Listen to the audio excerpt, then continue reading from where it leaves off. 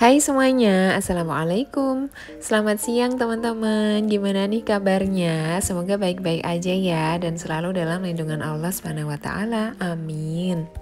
By the way, sekarang lagi long weekend loh. Teman-teman lagi ada rencana mau main kemana nih sama keluarga? Kalau aku kayaknya di long weekend kali ini akan diem di rumah dulu aja karena qadarullah aku sekeluarga tuh lagi isolasi mandiri di rumah loh teman-teman. Awalnya yang sakit tuh aku, terus nulari ke anak aku dan suami aku. Jadi ini udah hampir 2 minggu atau bahkan udah 2 minggu sih aku isolasi mandiri di rumah. Oh iya, sebelum lanjut ke ceritanya, hari ini aku akan share video bersih-bersih dapur aja ya. Jadi memang 2 minggu ini tuh aku jarang banget bersihin dapur dan bisa dibilang hampir nggak pernah sih bersih-bersih. Karena seperti yang udah aku bilang tadi, aku tuh positif COVID ya teman-teman. Jadi sekarang aku sekalian mau ceritain gimana gejalanya, siapa tahu nanti bermanfaat dan teman-teman bisa lebih aware lagi ya. Karena di sekitar aku tuh juga banyak banget orang-orang yang mengalami gejala yang sama, jadi kita emang harus hati-hati ya teman-teman. Di bulan Februari ini tuh banyak banget yang sakit COVID, entah disadari atau enggak. Jadi gejala awalnya itu aku kerasa seperti masuk angin gitu teman-teman. Jadi kerasa kayak pusing, mual, kayak mau muntah gitu dan aku demam. Selain itu aku juga ngerasain tenggorokanku gatal banget. Tapi pas itu aku ngira tuh tenggorokanku gatal karena aku banyak makan gorengan dan cuma masuk angin biasa. Karena pas itu emang cuacanya lagi dingin banget di sini. Terus keesokan harinya aku tuh ngerasa meriang, jadi kayak demam gitu loh teman-teman. Rasanya badan aku tuh kedinginan tapi pas dipegang tuh badannya panas. Kayak gitu selama 2 hari.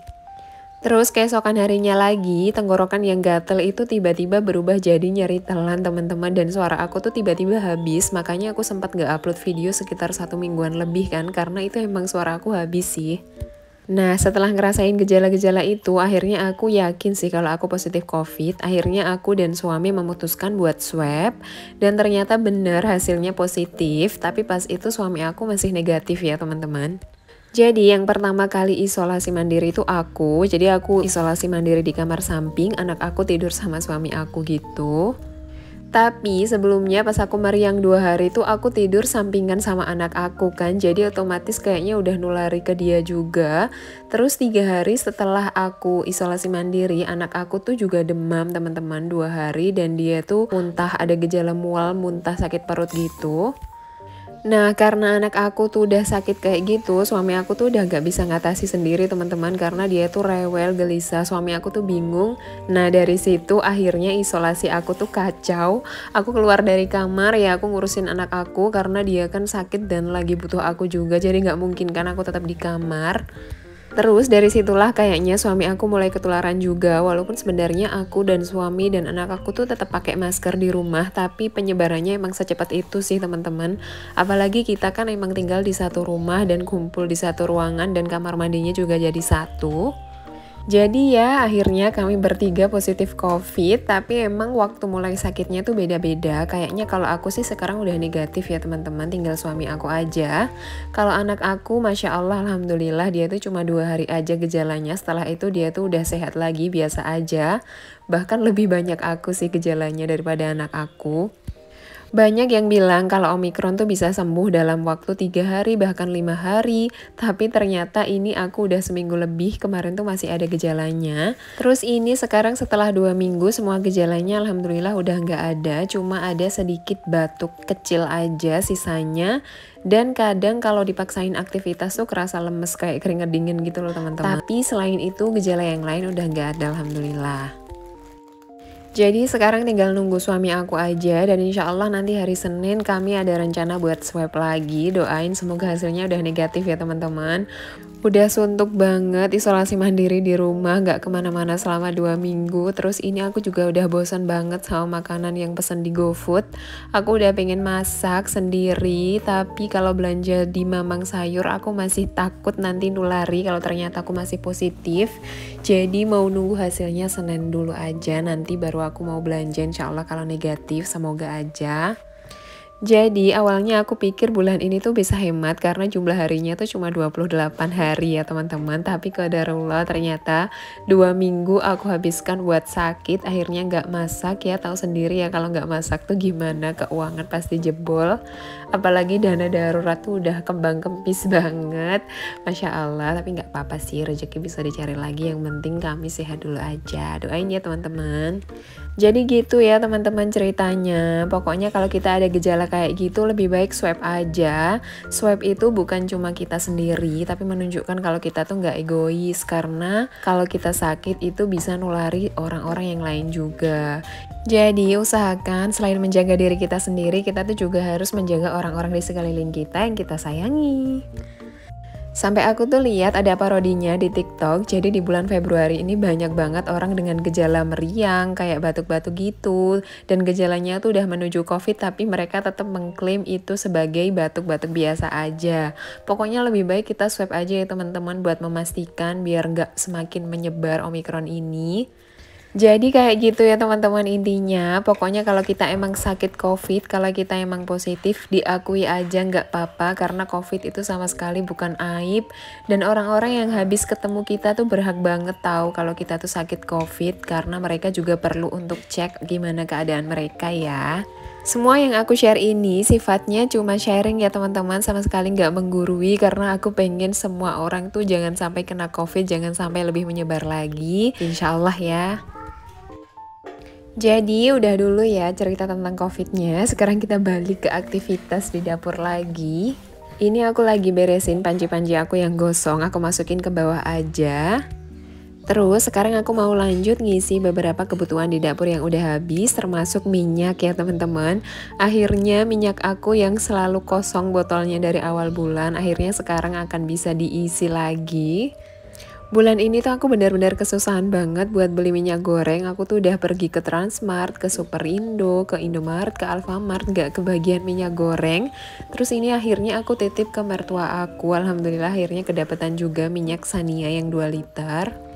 Di sini tuh beneran susah banget cari minyak goreng, tapi kalau aku lihat vlognya belanja bulanan ibu-ibu yang lain di YouTube itu kok banyak banget ya minyak gorengnya. Atau pas hoki aja stoknya lagi banyak di supermarket atau gimana. Tapi aku bener-bener gak kedapatan minyak goreng loh bulan ini, dan akhirnya titip mertua aku itu. Ini pun akhirnya dapat stok minyak gorengnya dari toko kelontong biasa gitu loh teman-teman. Kayaknya kalau kita beli di supermarket tuh emang lebih susah ya stoknya. Jadi mending beli di toko kelontong yang biasa, yang kecil gitu aja. Walau mungkin harganya emang lebih mahal sih daripada beli di supermarket. Ini aku ternyata kepenuhan ngisi minyaknya. Akhirnya pas aku tutup botolnya langsung ada yang muncrat gitu minyaknya. Makanya itu aku lap pakai tisu. Terus itu sebagian juga ada yang tumpah-tumpah di meja, jadi mau aku lap aja sekalian biar bersih. Terus sekarang aku mau lanjut isi ulang gula pasir. Tempat gula aku ini dikasih dari mertua ya teman-teman, jadi bekas vitamin dari Nutrilite gitu. Tapi aku seneng sih kalau tempat gula kayak gini karena dia ukurannya besar, jadi bisa menampung banyak gula. Ini tuh bisa menampung sampai 1 kilo lebih teman-teman. Jadi aku kurang suka sih tempat gula, biasanya kalau yang estetik-estetik gitu kan ukurannya kecil ya, jadi aku kurang cocok aja sih. Atau kalau teman-teman ada rekomendasi tempat gula yang estetik tapi daya tampungnya besar minimal 1 kilo, bisa ya kasih rekomendasinya di bawah. Kasih juga sekalian linknya buat aku ya biar aku check out kalau aku suka. Pokoknya kita tuh sesama ibu-ibu kalau ada peralatan dapur yang bagus harus saling meracuni ya teman-teman. Kan seneng ya kalau belanja ada temennya daripada kita check out sendirian. Ini udah selesai, jadi semuanya aku mau tata ke tempatnya dan sisa sampah-sampahnya mau aku beresin. Oh iya, aku tuh jarang banget ya bikin daily vlogs kayak gini. Dalam sebulan tuh kayaknya aku cuma 1 atau maksimal 2 kali bikin daily vlogs kayak gini. Sebenarnya teman-teman suka nggak sih kalau aku bikin daily vlogs kayak gini? Atau teman-teman bisa komen ya dari semua konten yang aku bikin, kalian paling suka konten yang mana? Dan pengen aku bikin konten apa ke depannya? Boleh banget ya komen di bawah biar jadi masukan buat aku. Sebelumnya terima kasih banyak ya atas saran dan masukannya. Ini aku udah selesai isi ulang keperluan dapurnya. Sekarang aku mau lanjut nata-nata masker yang di ruang tengah. Jadi aku tuh emang punya masker khusus buat naruh-naruh stok masker gitu ya teman-teman. Jadi aku emang sengaja nyesain laci itu buat stok masker. Jadi nanti kalau buru-buru tuh semua masker udah di satu tempat, gak bingung cari-cari lagi. Dan ini masker aku dan suami pun tuh beda, dan masker anakku juga beda lagi. Kalau aku tuh suka pakai Sensi yang biasa itu. Kalau anakku sekarang pakai yang dari merek Mio, itu juga enak banget dan gambarnya lucu. Aku dan anak aku tuh lebih suka yang modelnya dagbil, tapi kalau suami aku lebih suka pakai dari merek Mauson atau Moison itu loh teman-teman, karena dia tuh emang lebih lebar. Kalau teman-teman pengen tahu maskernya kayak apa, nanti bisa langsung aja cek di description box aku. Nanti akan aku sertakan linknya di sana ya, jadi kalian bisa langsung cek aja. Dan ini yang terakhir, aku mau nyapu dan ngepel dapur aku, karena terakhir aku sapu tuh kayaknya 2 hari yang lalu. Ini banyak banget debunya dan rambut-rambut yang rontok. Selama aku COVID, jumlah rambut yang rontok tuh emang lebih banyak banget ya teman-teman daripada biasanya. Tapi katanya emang kayak gitu sih, dan nanti itu bisa diatasi dengan cara konsumsi vitamin D. Alhamdulillah ini aku udah mulai konsumsi vitamin D sih, agak telat sih sebenarnya minumnya, tapi nggak apa-apa, semoga segera membaik seperti semula. Amin, insya Allah, doain ya teman-teman. Oh iya, kalau dari teman-teman ada juga yang pernah sakit COVID, bisa tuliskan pengalamannya di bawah ya, kita sharing-sharing. Jadi nanti aku lebih banyak juga insight-nya tentang COVID ini. Terus sekarang aku mau lanjut ngepel lantai dapur biar lebih kinclong ya teman-teman. Dan setelah ini semua aktivitas aku di dapur udah selesai. Terima kasih ya buat teman-teman yang udah nemenin aku aktivitas hari ini. Semoga yang aku share ini bermanfaat atau bisa menghibur teman-teman semua. Tapi kalau ada kritik atau saran buat aku, boleh banget langsung aja komen di bawah ya. Dan seperti biasa, kalau kalian suka video ini, boleh ya bantu aku dengan cara like, subscribe, komen, dan share. Dan sampai ketemu di video selanjutnya. Wassalamualaikum.